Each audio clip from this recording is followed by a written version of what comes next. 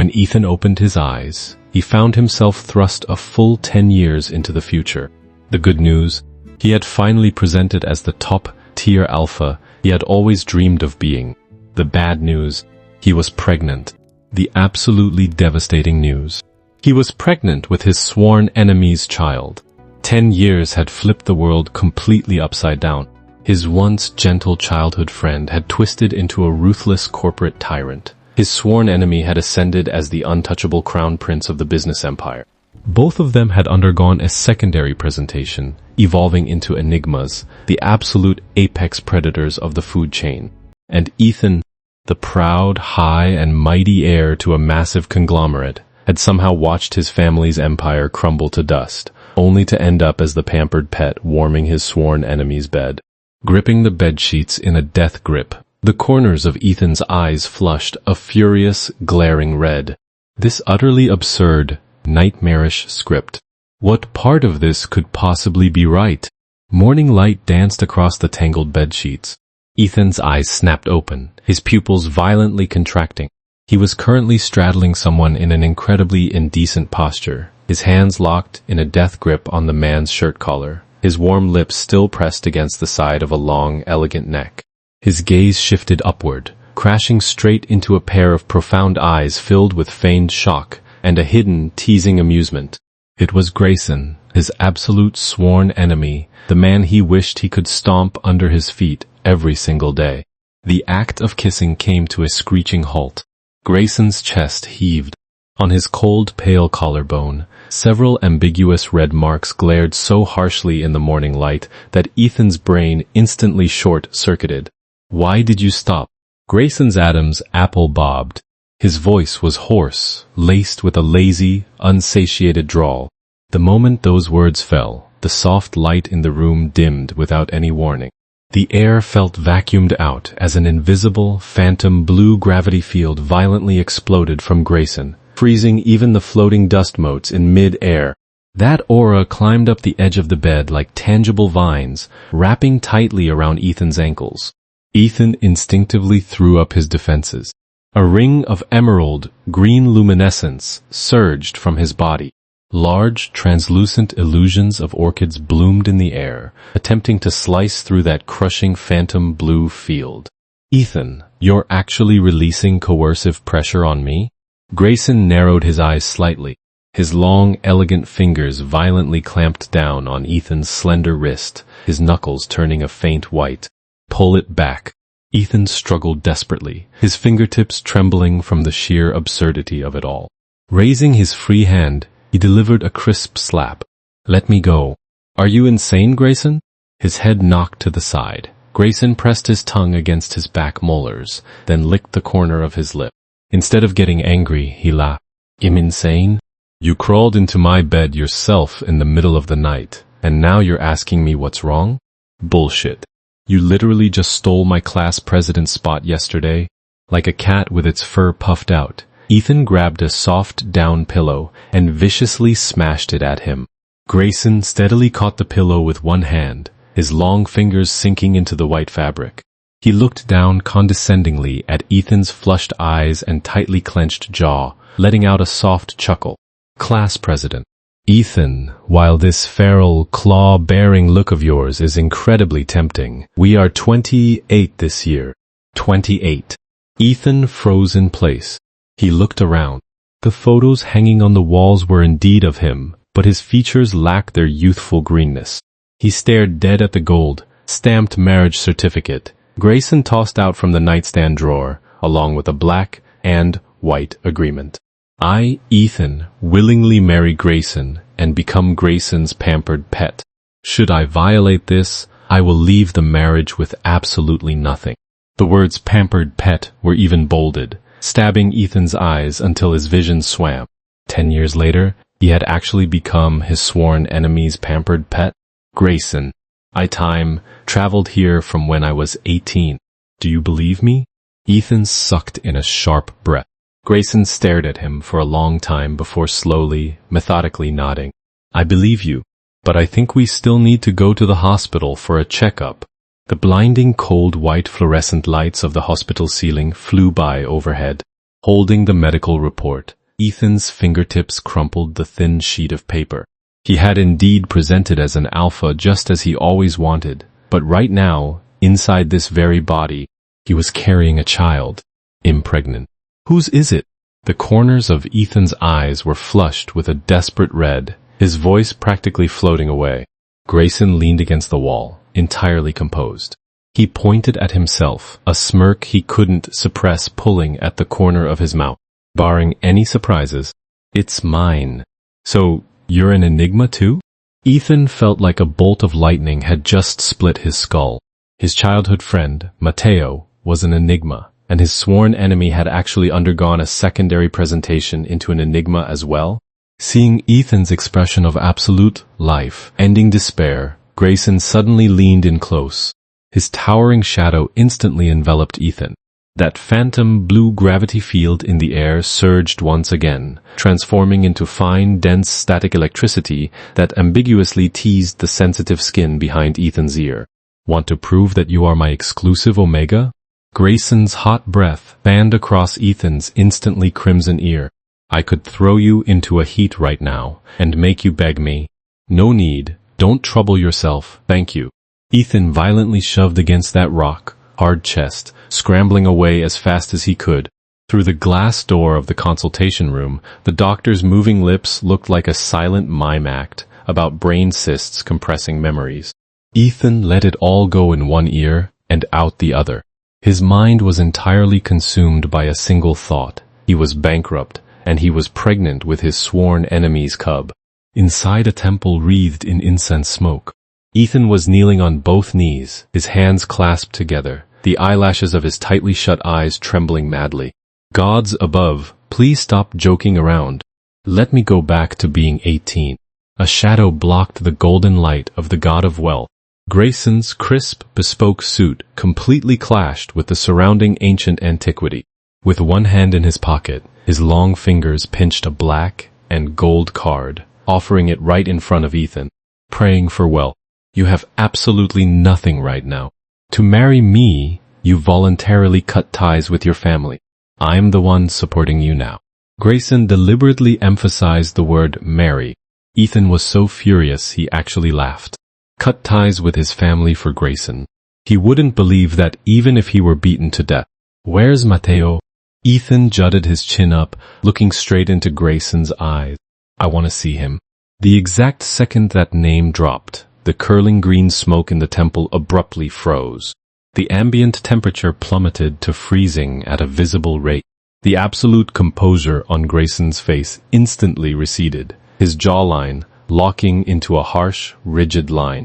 The phantom blue gravity field in the air acted like an enraged tidal wave, instantly devouring all the light. Amidst this heart-stopping, suffocating pressure, Grayson violently leaned down, his nose practically brushing against Ethan's.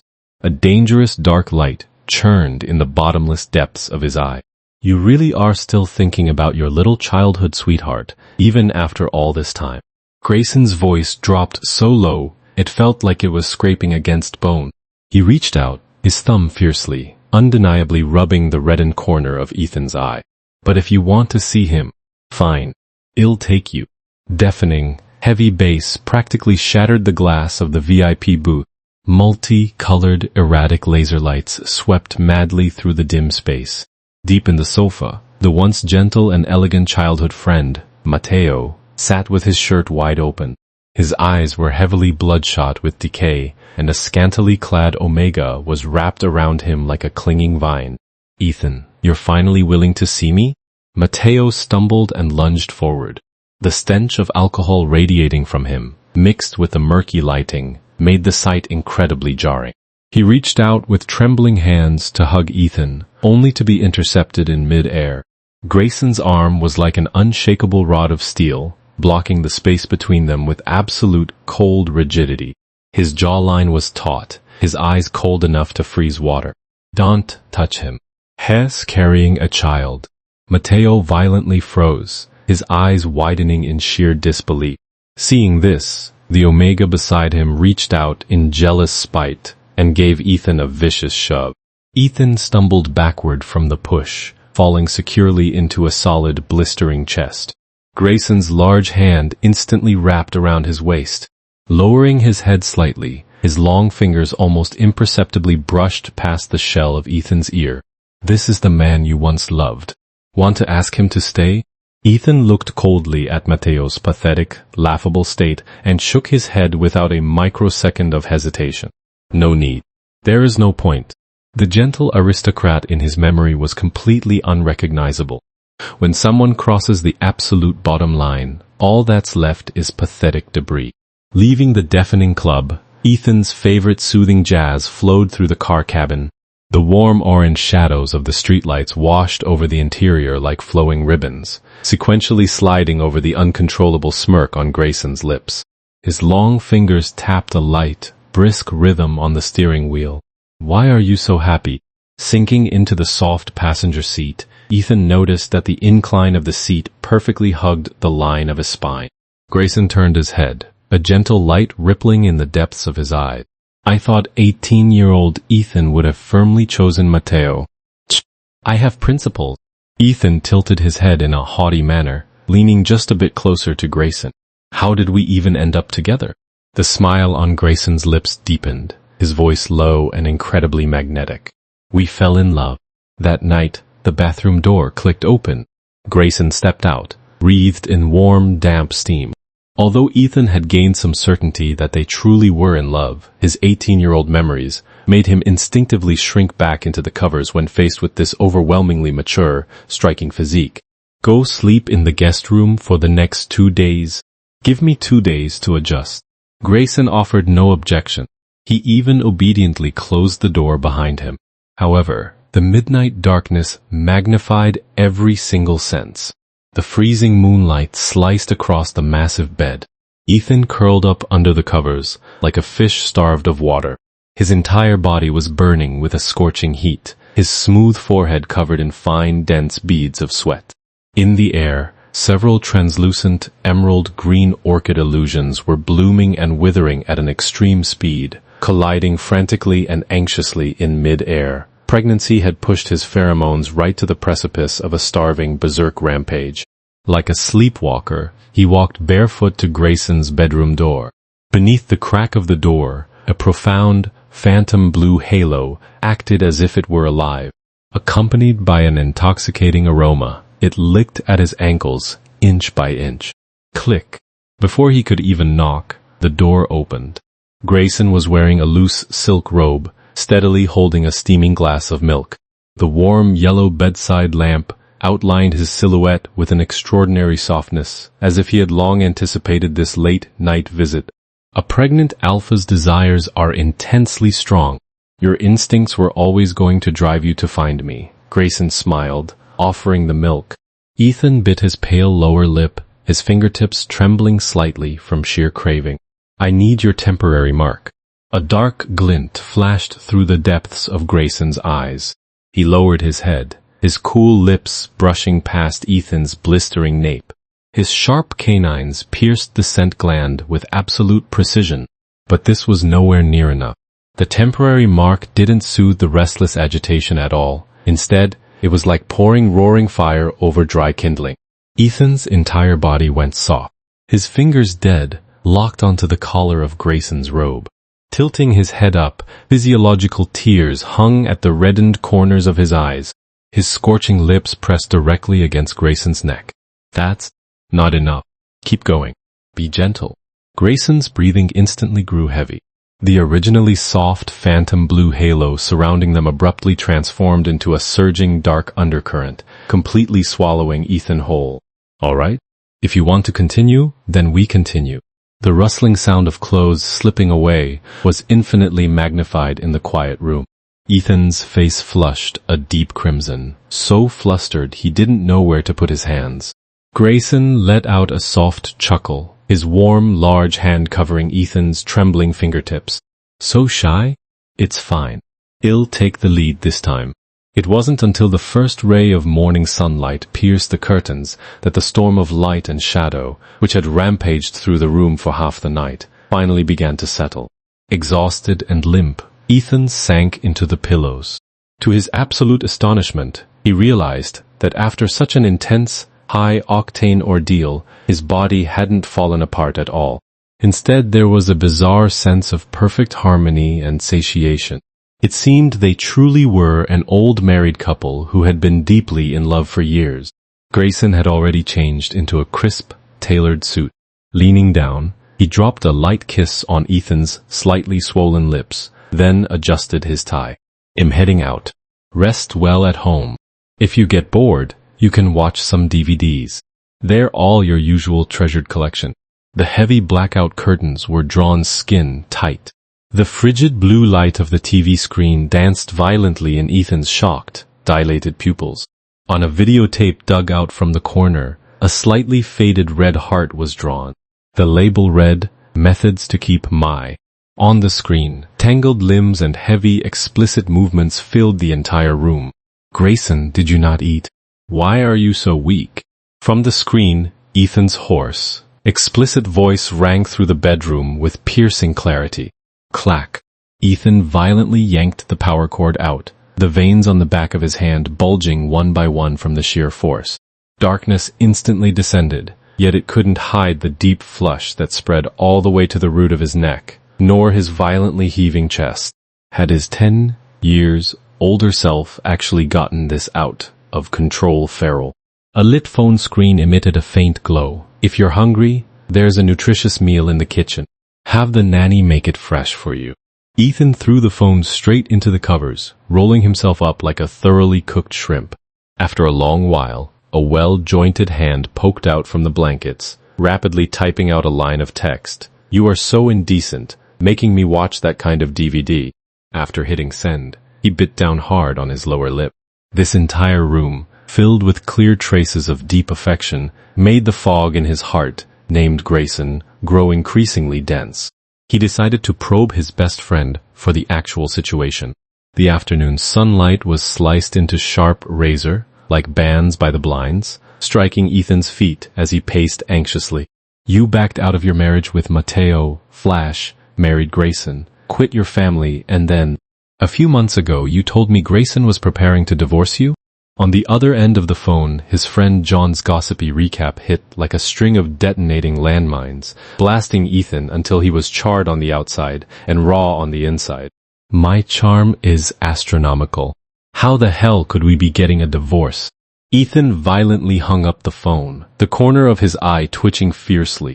If they were really getting a divorce, then what the hell was his own active, clinging entanglement last night all about? On the solid wood desk in the study, with a loud smack, a creased divorce agreement was slammed viciously in front of Grayson. Ethan stared dead at the signature line on the paper, which only bore Grayson's unilateral signature. His fingertips turned white from excessive force. Why bother hiding it from me? We're getting a divorce. Grayson's towering frame violently froze. The phantom blue halo that had been gently flowing in the air seemed to have its temperature instantly vacuumed out. It crystallized into fragmented, razor-sharp ice, blue shards, trembling restlessly around him. He lowered his eyes.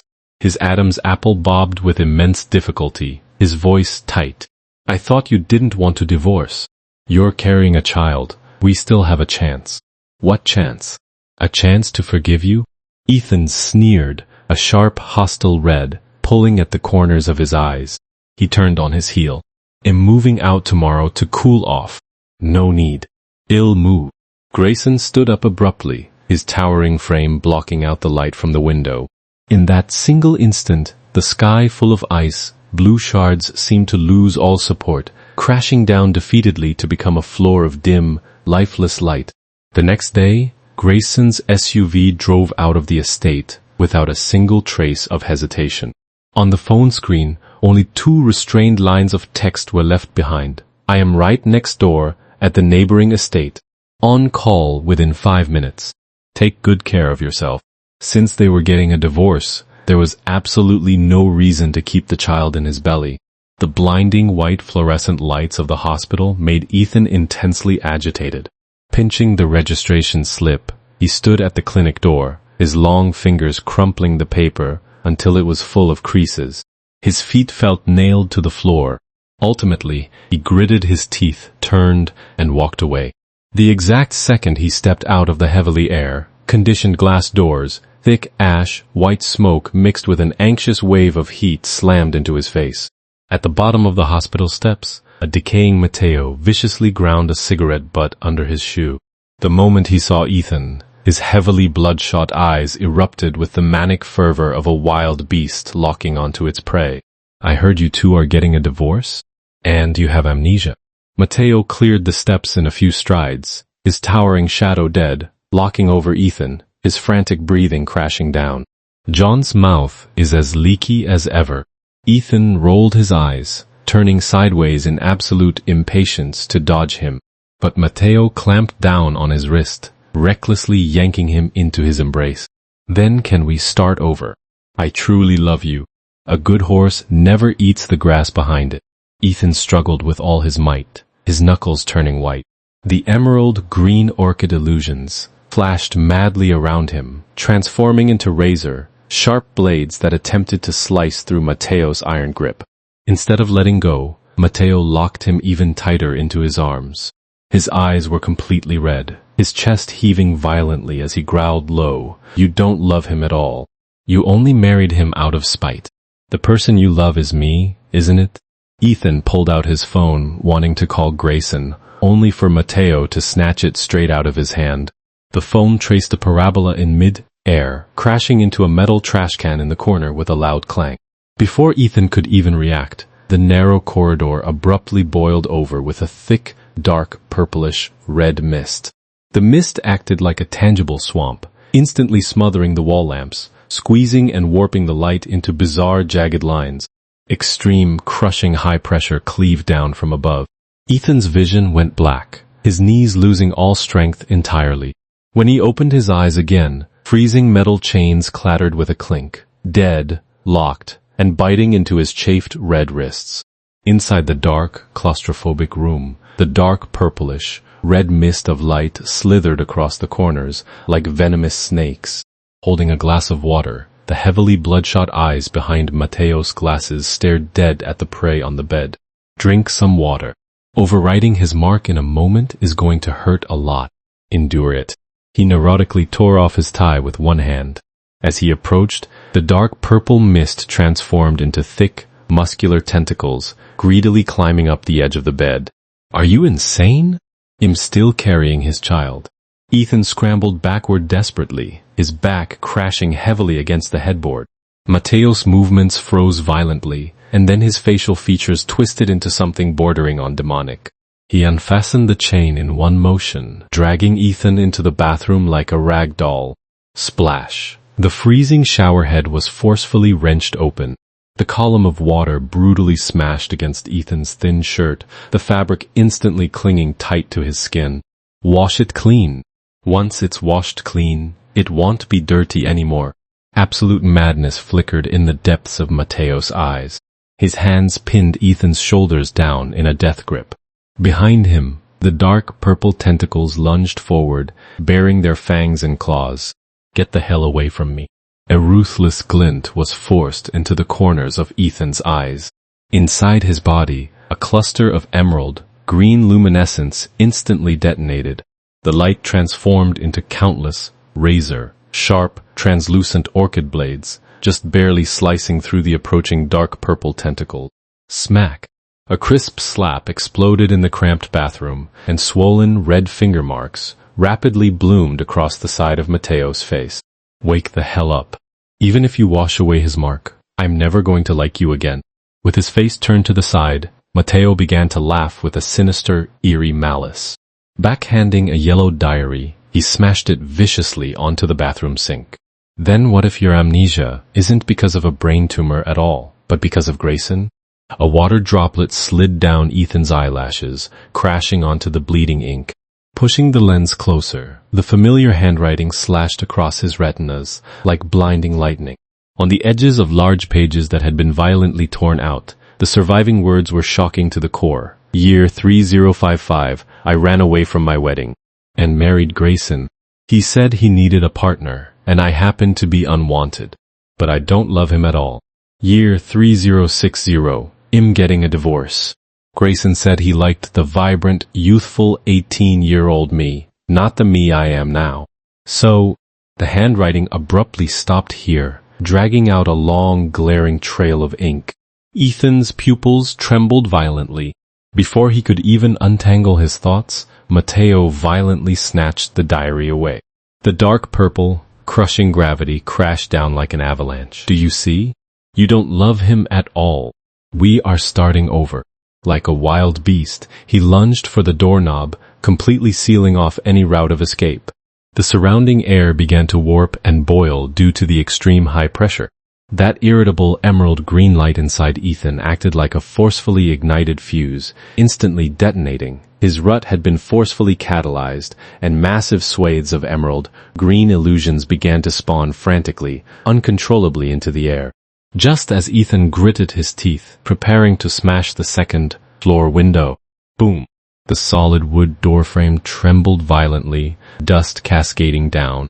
Mateo opened the door.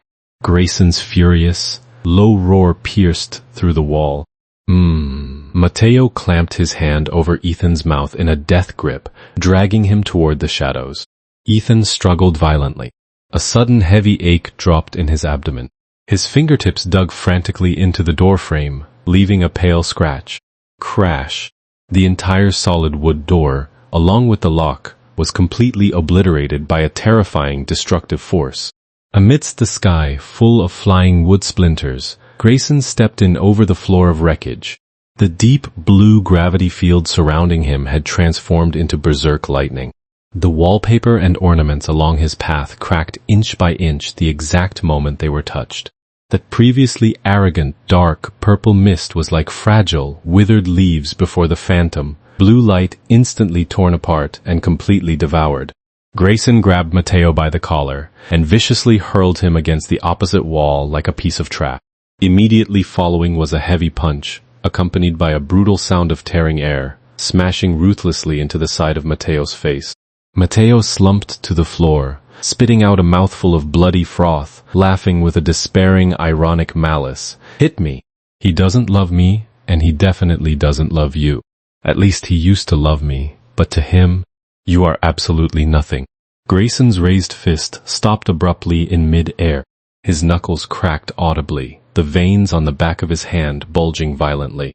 His vision blurred. Ethan stumbled and threw himself right into that familiar deep blue halo. His hands dead, locked onto the wrinkled front of Grayson's shirt. The emerald green specks of light rubbed anxiously against the man. Hurry, take me away. The violent brutality radiating from Grayson was instantly reined in. The berserk deep blue lightning transformed into gentle water ripples, tightly cocooning the trembling figure in his arms. The exact second the door to the estate's bedroom was kicked shut, Ethan acted like a wild horse off its reins. With one shove, he pushed the towering man down onto the massive bed. The chaotic light rampaging inside him desperately needed appeasement. He straddled Grayson's lap, unceremoniously lowered his head, and bit down hard on the man's long, sexy neck. Ethan. Grayson's hands hovered in mid-air. His jawline was taut with agonizing restraint, a highly controlled, dark glint churning in the depths of his eyes. Can we really still do this? When you wake up tomorrow, won't you regret it? Tomorrow's problems can wait for tomorrow. Ethan's eyes were flushed crimson at the corners. He leaned down, his blistering lips deliberately brushing against the man's bobbing Adam's apple, his gaze dripping with absolute provocation. You really can endure. No wonder the 18-year-old me didn't like you. The string of reason snapped. The deep, blue tide of light instantly counterattacked, overwhelmingly swallowing that faint emerald, green hole. The world spun, and Grayson had already flipped over, pinning the man fiercely beneath him. The tyrannical pressure instantly transformed into the most entangling possessiveness, raining down blistering torrential kisses. You were the one who provoked me first. Don't regret this later. The next morning, sunlight pierced through the floor to ceiling windows, dragging long shadows across the carpet. The chaotic blankets on the massive bed still bore the breathtaking creases of the night, yet it was completely empty. Through the crack of the half-open study door, Grayson's back could be seen as he spoke on the phone in a low voice. Meanwhile, at the other end of the corridor, Ethan was buttoning the last button of his shirt. His footsteps seamlessly blended into the shadows of the entryway as he quietly pulled the front door open. Under the blinding, cold, white fluorescent lights of the hospital, the stench of antiseptic seemed infinitely magnified. Ethan sat on a freezing metal chair. He gripped the thin medical report so tightly his knuckles turned white, the edges of the paper wrinkling from the intense force. "Young master, there is absolutely no cyst in your brain." The old doctor pushed up the rimless glasses on the bridge of his nose, sliding a comparison scan in front of him. "A pregnant alpha is strictly prohibited from undergoing radioactive CT scan. Your previous scans were forged. Your memory gaps originate from an alpha pheromone, interfering drug that your own family's conglomerate is still developing in absolute secrecy." Ethan's breath hitched violently, his pupils contracting sharply. The old doctor sighed. "The side effect of this drug is severe memory chaos. A few days ago, eldest young Master Hudson came and requisitioned a batch. Not pathological amnesia? It was a drug." Ethan crumpled the report tightly into the pocket of his trench coat. His leather shoes struck the polished marble floor, his footsteps sounding chaotic and hurried in the empty corridor. "Oh my, isn't this Ethan? Why so utterly alone in the hospital?" Just as he turned the corner by the elevators, a shrill, sickeningly sweet voice cut in. That Omega who had clung to Matteo like a vine was currently blocking the elevator doors with arms crossed. He looked Ethan up and down, his gaze greedily trying to peek into his pockets. "Forgot that you're no longer the high and mighty conglomerate heir. Nowadays, you're nothing more than a canary kept in a cage by Grayson." Ethan lifted his eyelids slightly, a terrifying frost crystallizing in the depths of his eyes. Playing the pure saint. Seeing him ignore the jab, the Omega grew bolder, taking a step forward with a sneer. "Who doesn't know you rotted to the core a long time ago? Just walked out of Mateo's room the other day. What, getting a divorce, so you want to go back and entangle yourself with your old lover?" Before the words even settled, the air in the corridor plummeted to freezing. A visible ring of emerald green luminescence explosively detonated from beneath Ethan's feet. Translucent illusions of orchids frantically sprouted and grew in the air. The razor-sharp edges of the leaves glinted with a lethal cold light, directly forcing back the sickly sweet pink halo surrounding the Omega. Smack!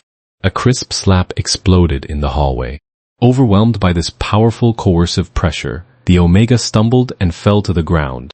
Clutching a high, swollen red cheek, his eyes were filled with absolute terror. Ethan looked down at him with absolute condescension. His long fingers methodically adjusted his cufflinks. "Go back and ask your master who exactly is entangling who like a desperate dog. Personally, I find it filthy." Inside the most exclusive, private cafe in the city center, the low hum of a cello echoed between the marble pillars. Wearing an impeccably tailored bespoke suit, his eldest brother Hudson pushed a warm glass of milk in front of Ethan. Surrounding them stood 4 expressionless bodyguards in black, completely isolating this area from the outside world. "Grayson's commercial conglomerate is too powerful. Matteo arranged the marriage with you specifically to take Grayson down." Hudson stirred the black coffee in his bone china cup, his tone as calm as a judge delivering a verdict. "Everyone in the family knew this perfectly well. You were the only one kept entirely in the dark. Once you uncovered the truth, you were completely disheartened. Out of guilt toward Grayson, you chose a flash marriage with him, even at the cost of leaving with nothing and forfeiting your inheritance rights." Ethan's hand, holding the milk, froze in mid-air. The warm glass couldn't thaw the freezing chill at his fingertips. Guilt. It was just out of guilt. What about the interfering drug? Ethan's voice was a bit dry. "You requested it yourself?" Hudson lifted his eyelids, looking at his proud younger brother with a complex gaze. "That is a contraband drug used to assist superior alphas in conceiving. You sensed that Grayson wanted to divorce you, and you were terrified. You wanted to use a child, even at the cost of washing away your memories, to format and restart your relationship. All to keep him." Sunlight pierced through the floor, to ceiling windows, slicing sharp spots of light that stung Ethan's eyes until he closed them. The version of himself who was ruthless and decisive in business warfare, a refined egoist, had actually gone to such absolute, manic extremes for a man. Pushing open the heavy glass doors of the cafe, a decaying silhouette stood in a shadow at the corner of the street. Mateo's jaw was covered in dark stubble, his eyes heavily bloodshot. With trembling hands, he offered a diary barely pieced and glued back together right in front of Ethan. "I'm sorry. I was completely out of my mind that day. I'm returning this to you." Mateo's voice was terribly hoarse, as if every single word carried the metallic tang of blood.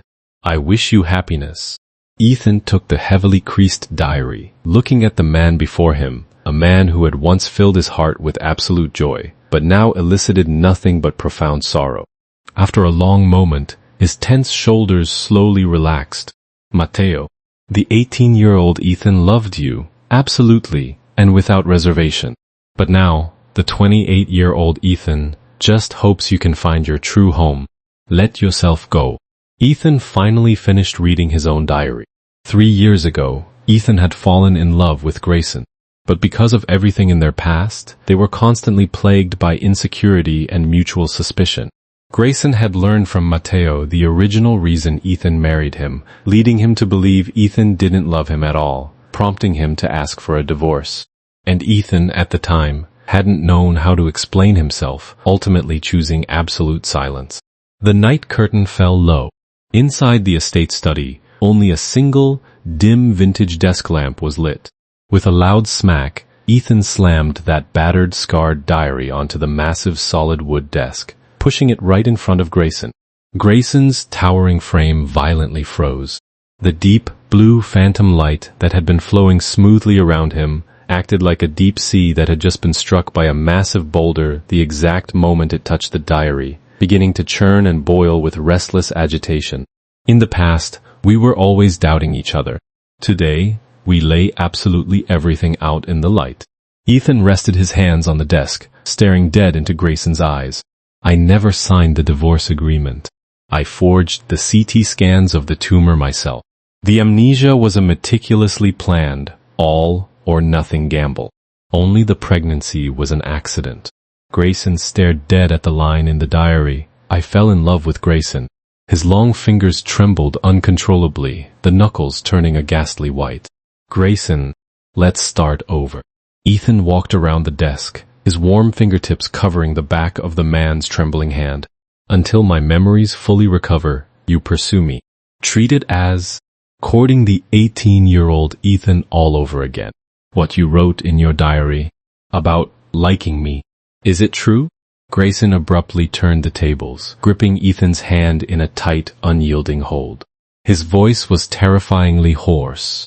That once tyrannical, deep, blue gravity field now transformed into a breathtaking sky, filling Aurora, completely enveloping them both.